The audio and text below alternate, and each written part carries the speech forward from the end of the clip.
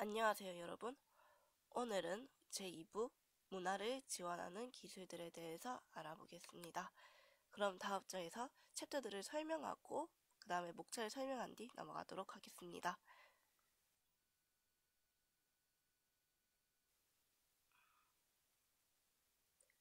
제2부 문화를 지원하는 기술들에서는 챕터 5 컴퓨터 그래픽스를 배우고 챕터 6 디지털 영상 처리, 챕터 7 디지털 사진, 챕터 8 디지털 애니메이션, 챕터 9 사운드, 챕터 10 게임, 챕터 11 가상현실, 챕터 12 홀로그램에 대해서 알아보겠습니다. 그러면 다음 장에서 챕터 5 컴퓨터 그래픽스에 대해 알아보겠습니다.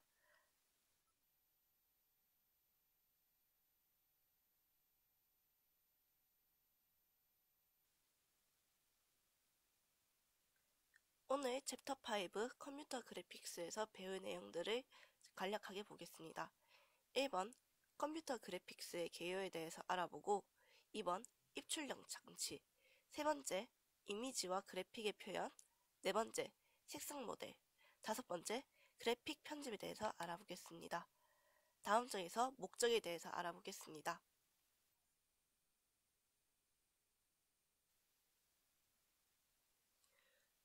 목적 컴퓨터 그래픽스는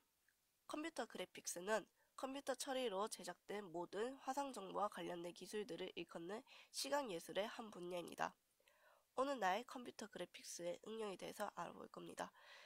회화, 디자인, 영화의 특수 영상 효과로 같은 창작 예술 분야뿐만 아니라 각종 시뮬레이션, CAD, 비즈니스용 그래프, 의료, 산업용 화상 처리, 인쇄 매체의 편집 등 과학, 의료, 군사, 교육 등 현대 문명 전반에 걸쳐 다양한 응용 분야로 크게 확장되고 있음을 배워볼 것입니다.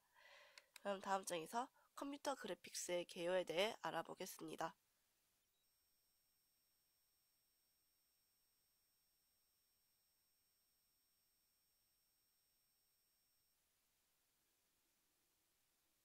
컴퓨터 그래픽스의 개요에 대해서 알아보겠습니다. 컴퓨터 그래픽스라는 용어의 유래는 1960년 미국 보잉사 연구원이 윌리엄 배터가 처음 사용했습니다. 컴퓨터가 지시하는 좌표대로 제어되는 펜을 사용하여 설계도면이나 그래프를 그리고 출력하는 장치인 플로터를 이용해 비행기 조주실을 묘사했습니다. 그리고 이를 컴퓨터 그래픽스라고 명명한 것이죠. 다음 장은 스케치패드를 통한 그래픽 작업입니다. 한번 보시면 좋을 것 같습니다.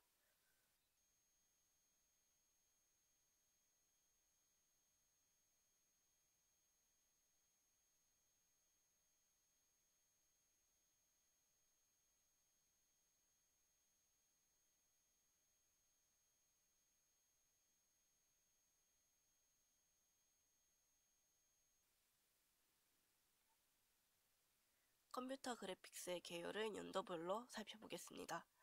1962년 이반 서덜랜드는 스케치패드라는 대화형 그래픽 프로그램을 최초 개발했습니다. 입력 장치인 라이트펜으로 브라운관 화면 위에 집중 명령을 입력하고 사용자가 원하는 내용을 모니터에 즉시 나타낼 수 있습니다. 1982년 IBM PC 발표, 컴퓨터 그래픽스가 일반 대중에게 다가가게 된 계기가 되었습니다. 그리고 1984년 그래픽 유저 인터페이스를 갖춘 애플 매킨토시의 출현, 그 후 마이크로소프트웨어의 윈도우즈 출현, 개인용 컴퓨터 그래픽 처리 능력이 월등하게 좋아졌습니다.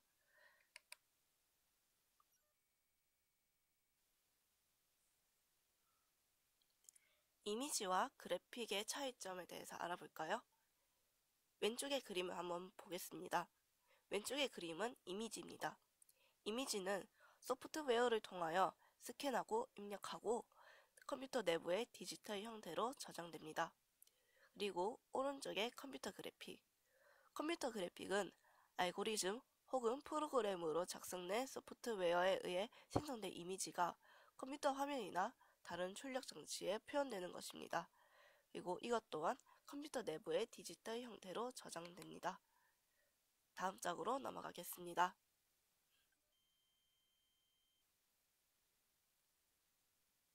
픽셀에 대하여 알아보겠습니다. 픽셀은 그림을 이루는 가장 기본 단위라고 할 수 있는데요. 픽셀 단위로 저장하는 비트맵 방식으로 저장됩니다. 픽셀들이 가지는 컬러의 종류는 픽셀에 할당된 비트의 수에 따라 다른데요.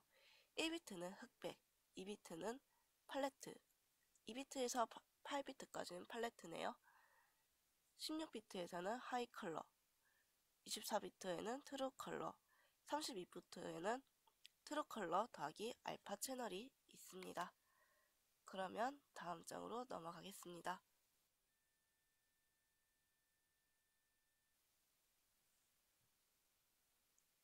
이미지에 대해서 알아보겠습니다.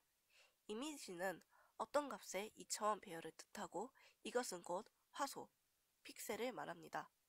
픽셀은 그림의 원소, 화소를 뜻하고 이미지 x,y는 그림 값을 의미합니다. 그러면 다음 장으로 넘어가겠습니다.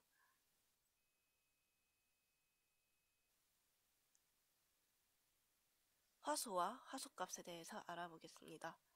화소는 2차원 이미지 배열의 원소를 뜻합니다. 화소값은 밝기를 의미하고 0에서 255 범위에서 여러 밝기를 가집니다. 왼쪽과 오른쪽의 그림이 그 예시를 잘 보여준다고 쓰는 그림입니다. 다음 장으로 넘어가겠습니다.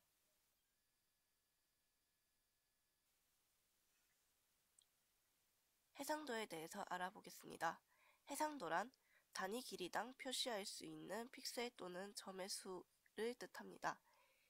인치를 단위 길이로 많이 사용하고 이 경우 해상도의 단위는 dpi입니다. 예를 들어서 레이저 프린터 300 dpi 이상 모니터 72에서 75 dpi로 사용되기도 합니다. 장치 해상도란 출력 장치가 단위 면적에 표현할 수 있는 픽셀의 수를 의미하고 이미지 해상도란 장치와 무관한 이미지 자체의 해상도를 의미합니다. 다음 장에선 입출력 장치에 대해서 알아보겠습니다.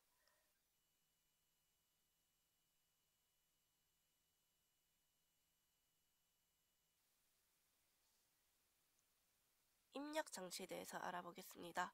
입력 장치의 종류에는 여러 가지가 있는데요. 일단 대표적으로 키보드와 마우스가 있죠. 다음 디지타이저, 스캐너, 디지털 카메라, 비디오 카메라 등등이 있습니다. 디지타이저는 생소하실 텐데요. 이미지, 설계도면, 필기체 문자 등을 아날로그 정보를 디지털 정보로 변화해주는 기기입니다. 타블렛과 전자펜으로 구성되어 있습니다. 스캐너는 이미지나 사진을 읽고 컴퓨터로 입력하는 기기입니다. 핸드 스캐너와 탁상 스캐너가 있고 최근에는 레이저 빔을 이용하여 물체 외곽선의 좌표를 추출합니다. 3차원 데이터를 얻을 수 있는 입력 장치 3D 스캐너도 요즘에는 있습니다. 다음 디지털 카메라. 아날로그 이미지를 디지털 이미지 파일 형태로 입력하는 장치입니다. 다음 장에서 더 많은 기기를 알아보도록 하겠습니다.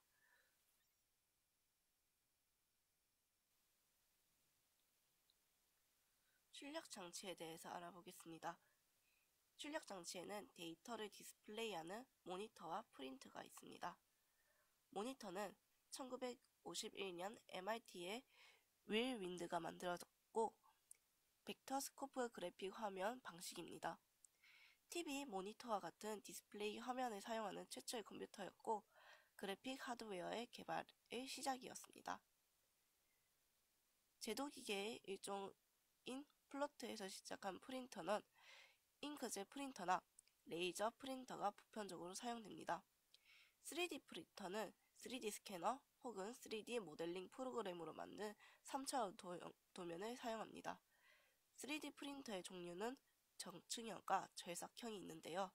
적층형은 석고나 나일론 등의 파우더, 플라스틱 액체 또는 플라스틱 실을 종이보다 얇은 0.01에서 0.08mm의 레이어로 쌓아갑니다. 절삭형은 커다란 덩어리를 조각하듯이 깎아내는 스캐너입니다. 다음 장에서는 이미지와 그래픽 표현에 대해서 알아보겠습니다.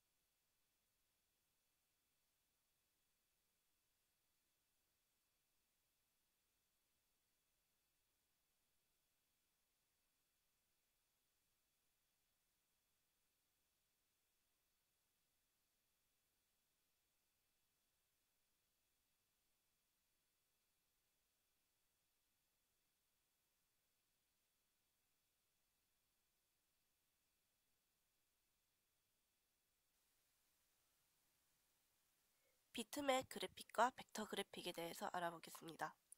비트맵 그래픽은 픽셀 단위로 그래픽을 표현하고 화면 확대 시 계단 현상이 일어납니다. 반면에 벡터 그래픽의 경우 기하학적인 객체들로 그래픽을 표현하고 화면 확대 시 화질의 저하가 발생되지 않습니다. 다음 장의 그림은 비트맵 그래픽과 벡터 그래픽의 선명도 차이를 잘 나타낸 그림입니다. 한번 보고 가시는 것을 추천하겠습니다.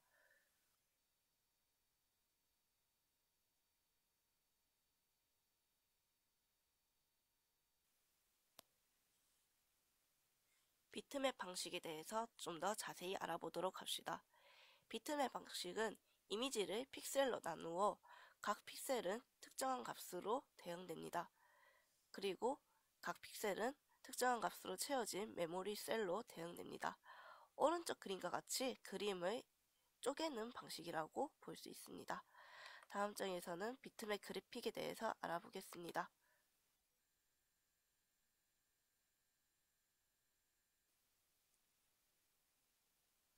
비트맵 그래픽에 대해서 알아봅시다. 비트맵 방식 레벨은 세 가지가 있는데, 첫 번째, 흑백 이미지. 하나의 픽셀을 1비트로 표현합니다. 0 혹은 1로 표현이 됩니다. 두 번째, 회색 이미지. 하나의 픽셀을 1바이트로 표현하여 0에서 255 레벨까지 표현할 수 있습니다. 세 번째, 컬러 이미지. 하나의 픽셀을 3바이트로 표현하여 RGB 바이트로 표현하게 됩니다. 다음 장은 비트맵 그래픽의 사진을 잘 보여주는 것입니다. 한번 참고하시면 좋을 것 같습니다.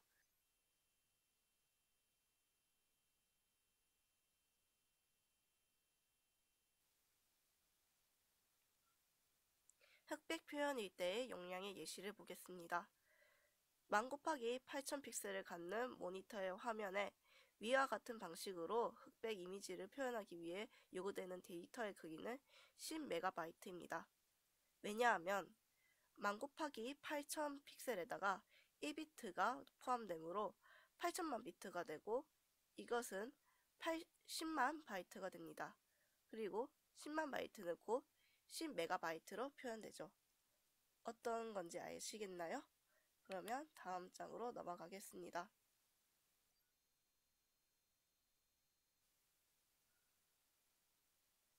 회색으로 표현할 때 예시를 보겠습니다. 회색 수준의 이미지에서는 각 픽셀이 8비트로 표현됩니다. 흰색과 검은색의 중간색을 표현하려면 1픽셀당 1바이트의 데이터가 요구됩니다. 총 10MB 곱하기 8비트이므로 80MB가 됩니다. 회색 수준의 색을 나타내는 정보가 필요하기 때문이죠. 다음 장은 회색으로 표현할 때 어떻게 계산하는지에 대한 그림입니다. 한번 참고하시면 좋을 것 같습니다.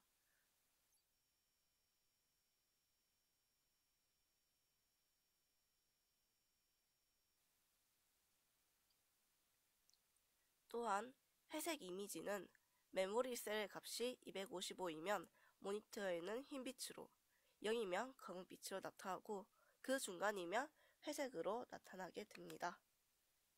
다음 장으로 넘어가겠습니다.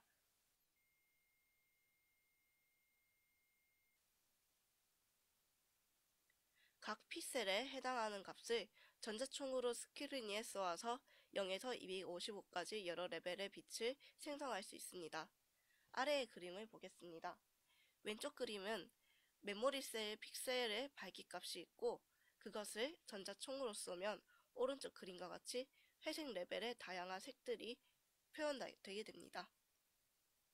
이해가 되셨으면 좋겠네요. 그러면 다음 장에서는 컬러 표현을 한번 보겠습니다.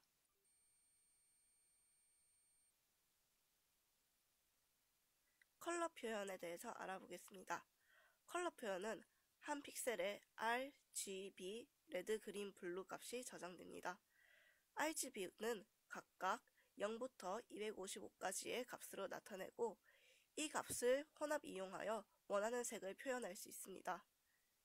비트맵의 각 픽셀에 대한 컬러를 표현하기 위해서는 빨강, 녹색, 파랑 각각 1바이트씩 총 3바이트가 필요합니다. 각 픽셀은 3바이트의 RGB 농도로 표현됩니다.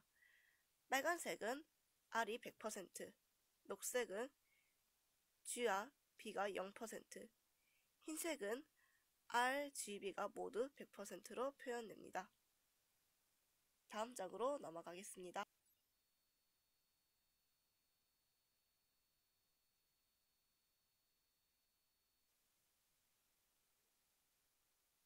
컬러 표현일 때 용량의 예시를 보겠습니다. 1000 곱하기 8000 픽셀을 갖는 모니터의 화면 전체에 컬러 이미지를 표현하려면 요구되는 데이터의 크기는 얼마일까요? 일단 픽셀의 모든 개수는 1000 곱하기 8000 픽셀이고 여기에 3바이트씩 필요하므로 2억 4천만 바이트가 필요하고 이것은 240메가바이트입니다. 1000 곱하기 8000 크기의 컬러 사진을 취급하려면 총 240메가바이트의 데이터를 취급해야 합니다. 다음 장에서는 비트맵의 특성에 대해 알아보겠습니다.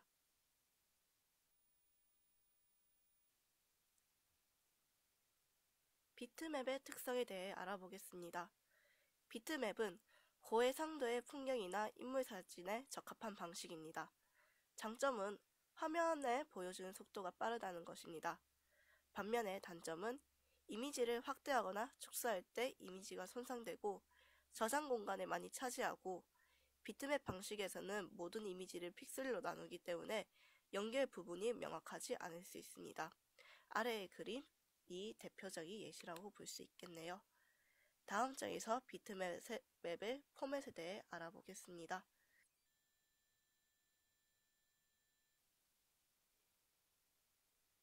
비트맵의 포맷에 대해 알아보겠습니다. 먼저 BMP에 대해서 알아보겠습니다. BMP는 일단 마이크로소프트사에서 지원하는 가장 단순한 형태의 파일 포맷입니다. 윈도우즈 그림판을 비롯한 대부분의 윈도우즈용 그래픽 프로그램들을 지원하고 비압축 이미지 파일입니다. 파일의 크기를 비롯한 파일 관련 정보를 파일 헤더에 두고 각 픽셀의 컬러 값을 그대로 표현했습니다. 단점은 압축되지 않은 형태이므로 파일의 크기가 커지지만 장점은 고해상도의 이미지를 표현할 수 있다는 것입니다. 다음 장에서는 GIF를 알아보겠습니다.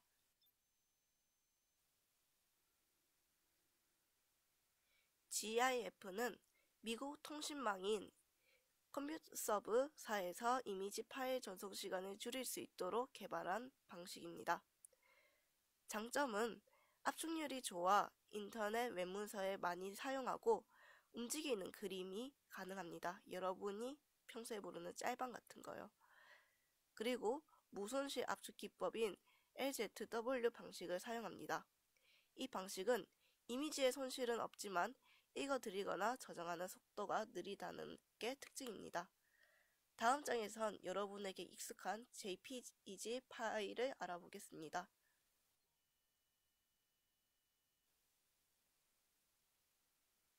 JPEG 파일에 대해서 알아보겠습니다. JPEG 파일은 압축 파일이면서 이미지의 질을 보존하는 파일입니다. 이미지의 질을 제어하는 변수를 가졌고 사진과 같은 복잡한 이미지를 표현하기에 좋은 방법입니다. 24비트 컬러를 사용하여 1670만 컬러까지 나타내고 압축률이 매우 높습니다. 컬러 사진 압축을 위해 1992년 국제표준으로 확정했습니다. 일반적으로 JPEG 파일은 손실 압축 방법이 많이 사용되는데요. 원본 이미지에서 불필요하게 복잡한 부분을 생략하고 압축률을 높입니다. 그래서 복원된 이미지와 원본 이미지가 꼭 같지는 않습니다. 원본의 용량을 많이 줄여 인터넷에서나 사진이나 이미지 등을 전송할 때 많이 쓰이는 웹 표준 방식입니다. 다음 장에서는 TIFF에 대해서 알아보겠습니다. TIFF에 대해서 알아보겠습니다. TIFF는 높은 압축률을 가진 대단위 문서 관리 시스템에 주로 사용됩니다. 입출력 속도나 전송 효율이 뛰어나 팩시밀리나 스캐너 등에 이용됩니다. 그리고 컬러 정보, 해상도, 크기에 관계없이 파일 처리가 가능합니다. 그러면 다음 장에서 벡터 방식에 대해서 알아보겠습니다.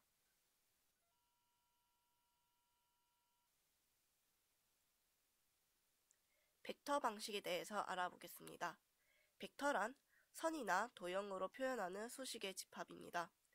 객체를 픽셀로 표현하지 않고 대신 이미지 객체의 시작점과 끝점, 선의 굵기, 채우기 색, 기타 속성 등으로 표현합니다. 벡터 방식이란 그럼 무엇일까요? 좌표 개념을 도입한 벡터 형식의 이미지를 뜻합니다. 선과 선의 연결 좌표 및 선의 종류와 그에 따른 여러 가지 변수로 표현되고 단순한 선이나 도형으로 표현됩니다. 그 다음 그림은 벡터 방식 표현의 예시를 잘 보여주는 그림입니다. 참고하시면 좋을 것 같습니다.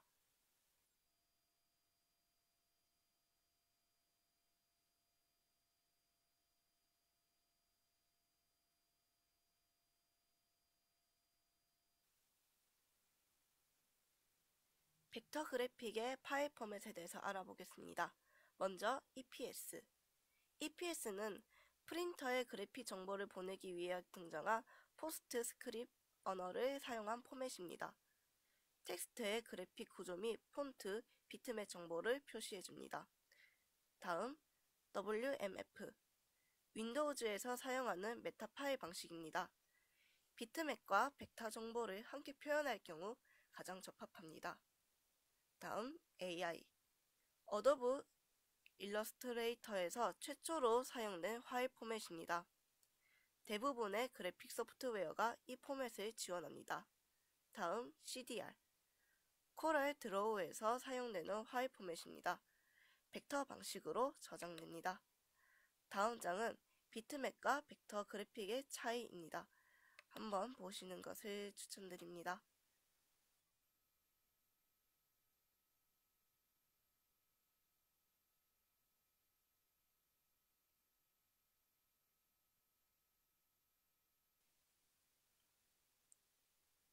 비트맵과 벡터 그래픽의 차이에 대해서 알아보겠습니다.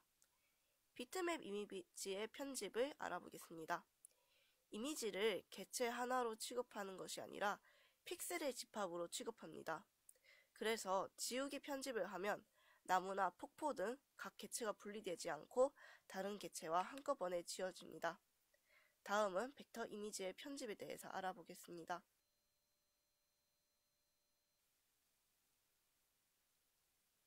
벡터 이미지의 편집에 대해서 알아보겠습니다.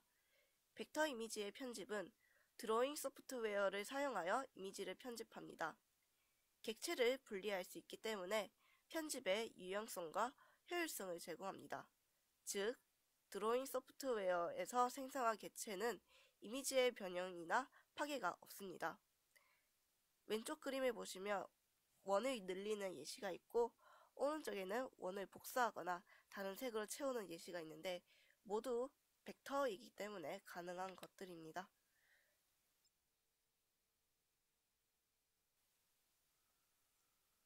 벡터 이미지 편집에 대해서 더 알아보겠습니다. 벡터 이미지 편집에서는 또한 단위 객체를 이용하여 생성한 그룹 객체 이미지가 가능합니다. 왼쪽 그림 보시면 각 객체는 다 나눠져 있습니다. 그러나 이것을 같이 합치게 되면 오른쪽 그림처럼 그룹 객체 이미지가 됩니다. 다음 장은 객체가 합쳐진 그림의 예시들입니다. 한번 보고 가시는 것을 추천드립니다.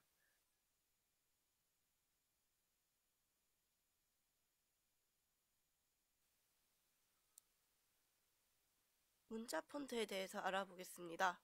문자 폰트는 레스터 폰트, 벡터 폰트가 있는데요. 레스터 폰트는 픽셀 이미지와 거의 비슷하다고 보면 됩니다. 레스터 폰트는 확대할 시에 계단 현상이 일어나죠. 하지만 벡터 폰트는 많은 계산을 통해서 계단 현상이 일어나지 않습니다. 다음 장에서는 색상 모델에 대해서 알아보겠습니다.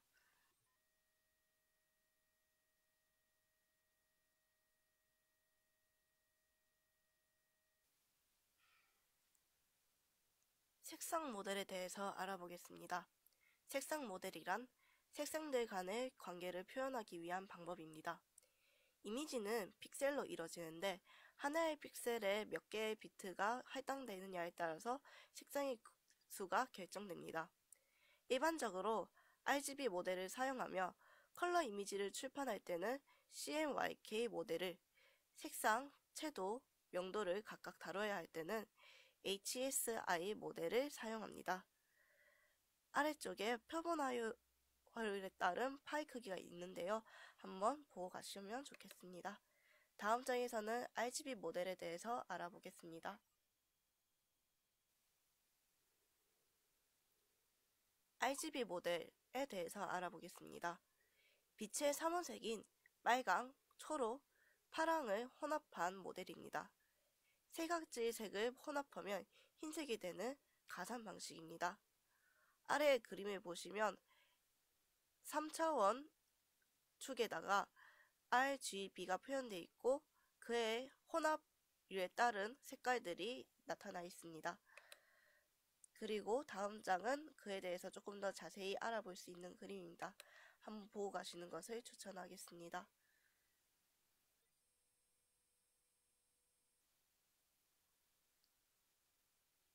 CMY, CMYK 모델에 대해서 알아보겠습니다. CMY, CMYK 모델은 청록, 자홍, 노랑을 혼합하여 구현합니다. 컬러 모니터에서는 검은색의 모니터상에 빛을 더하여 컬러를 표현합니다. 모니터와 같은 인쇄 시스템에서는 흰색 종이나 잉크나 토너 등을 칠하여 컬러를 표현합니다.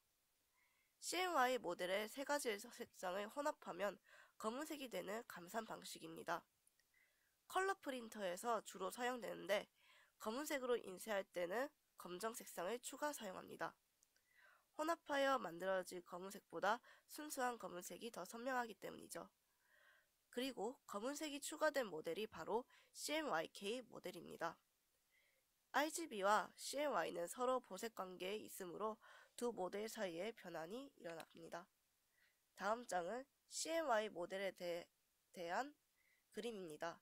한번 보시고 가면 좋겠습니다.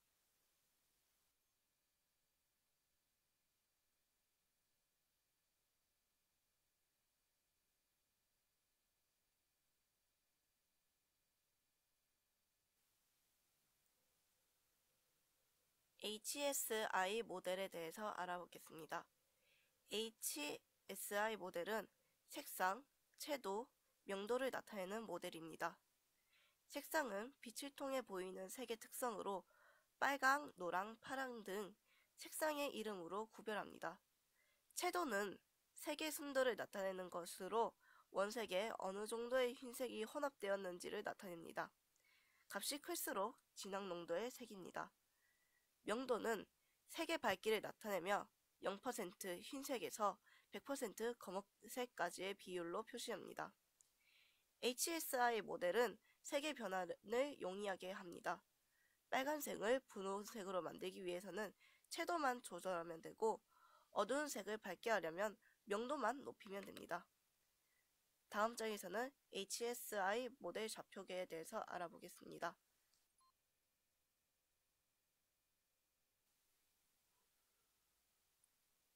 HSI 모델 좌표계에 대해서 알아보겠습니다. HSI 모델 좌표계는 원뿔로 표현되는데요. 색상은 원뿔 둘레를 따라 0도에서 36도 사이의 각도로 표현됩니다. 예를 들어서 0도는 빨간색, 120도는 초록색, 240도는 파란색으로 표현됩니다. 채도는 0에서 1 사이의 값을 가지며 원뿔 중심으로부터의 수평거리로 표현됩니다. 원뿔 중심의 채도는 0으로 흰색이고 원뿔 가장자리에는 채도가 1이 되어 흰색이 전혀 섞이지 않은 순수한 원색이 됩니다. 면도는 세로축을 기준으로 아래쪽 값이 0으로 검은색, 위쪽이 명도 1로 흰색을 표현합니다. 다음 그림이 이것을 조금 더 자세히 알려주는 그림입니다. 한번 보고 가시는 걸 추천합니다.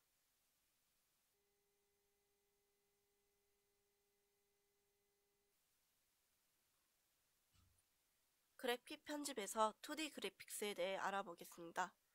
2D 그래픽스는 XY 편명상 물체를 표현하는데 간단한 처리와 빠른 처리 속도가 있지만 3차원 처리에 한계가 있습니다.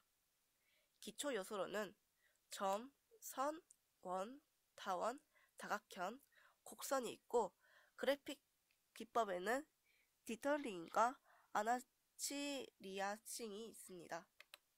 다음 장에서는 3D 그래픽스에 대해 알아보겠습니다.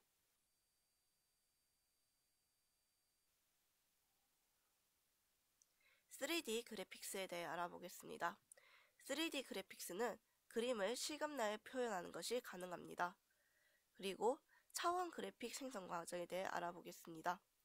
물체의 기하학적인 형상을 모델링한 후 3차원 물체를 2차원 평면에 투영합니다. 그리고 생성된 3차원 물체의 색상과 명암을 추가합니다. 다음 장에서는 모델링에 대해서 알아보겠습니다.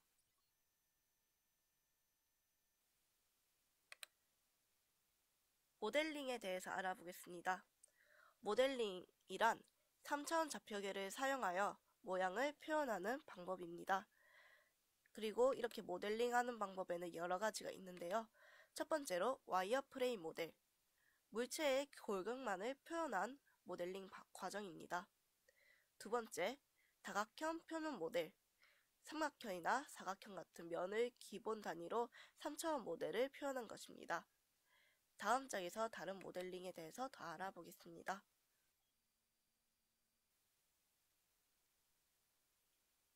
3차원 스케일에 의한 모델링, 실제 사람의 얼굴이나 실제 물체를 스캐닝하여 모델링하는 방법입니다. 3차원 디지타이저와 3차원 레이저 스캐너가 있습니다. 다음 장에서는 투영에 대해서 알아보겠습니다.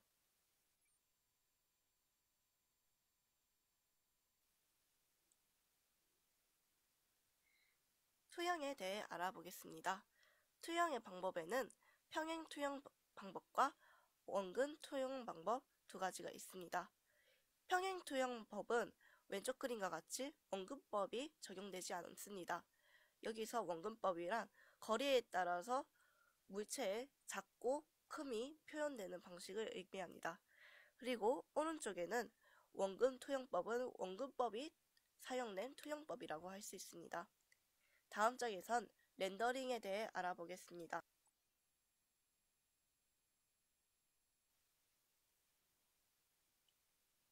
렌더링이란 무엇일까요? 렌더링은 현실감을 추가하는 과정입니다. 컴퓨터 그래픽의 그림자나 색채의 변화와 같은 3차원적인 질감을 추가하고 감추어진 면의 제거, 쉐이딩, 텍스처 매핑 등이 포함됩니다. 다음 장에서는 쉐이딩, 음영 제거와 쉐이딩에 대해서 알아보겠습니다.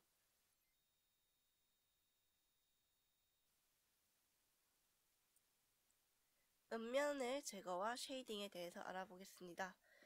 음면의 제거는 감춰진 면을 제거한다는 뜻인데요. 음면 제거에는 Z버퍼 기법이 있습니다. Z버퍼 기법은 한 번에 하나의 빛색씩 화면에 그려질 수 있는지 판단하는 것인데요. 그냥 그려지지 말아야 할 부분을 판단할 수 있는지 알아보는 기법이라고 생각하시면 될 것 같습니다. 그리고 쉐이딩에는 레이 트레이싱 기법이 있는데 빛의 경로를 모두 추적하여 렌더링하는 기법입니다. 이로써 굉장히 사실적인 화면을 얻을 수 있습니다. 다음 장에서는 텍스처 매핑에 대해서 알아보겠습니다.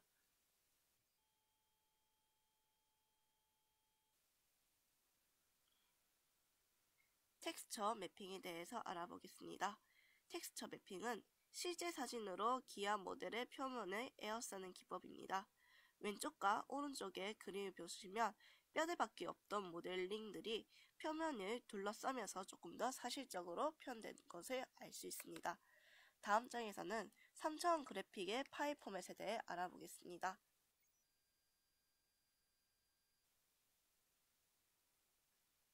3차원 그래픽 파일 포맷에 대해 알아보겠습니다. 3차원 그래픽 파일 포맷 종류에는 여러 가지가 있는데요. 첫 번째로 WRL, VRML을 위해 개발된 포맷입니다. 3차원 객체에 대한 정보 및 그 객체의 위치 정보를 담고 있습니다.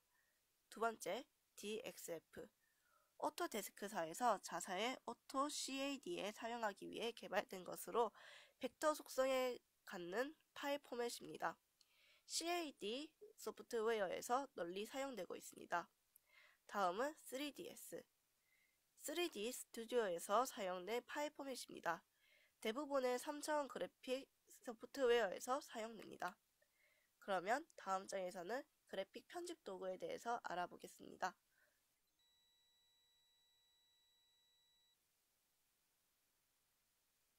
그래픽 편집 도구에 대해서 알아보겠습니다. 우선 2D 이미지 도구에 대해 알아보겠습니다. 첫 번째로 어도비 포토샵이 있습니다.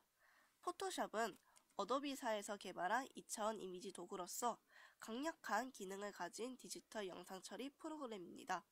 포토샵의 장점은 포토샵은 다른 프로그램에 비해 인터페이스 디자인이 매우 편리합니다. 또한 스캔받은 이미지를 보정하고 우수하고 다양한 이미지를 보정하는 도구를 가지고 있습니다. 세 번째, 프로그램 자체에 대해서 제공하는 필터 효과가 아주 좋습니다. 네 번째, 다양한 플러그인 필터를 사용하여 프로그램의 기능을 확장했습니다. 다음 장에서는 그래픽 편집 도구에 대해서 더 자세히 알아보겠습니다.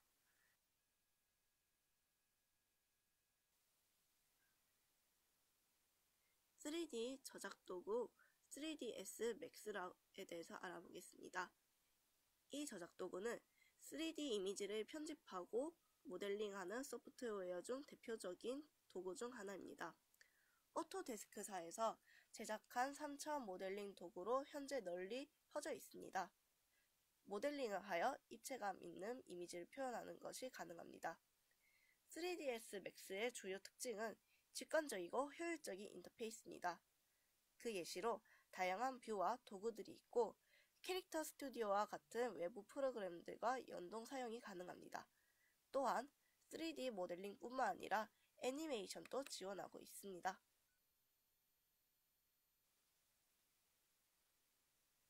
오늘 수업은 여기까지입니다. 여러분 듣느라 모두 수고하셨고 다음 주에 뵙도록 하겠습니다.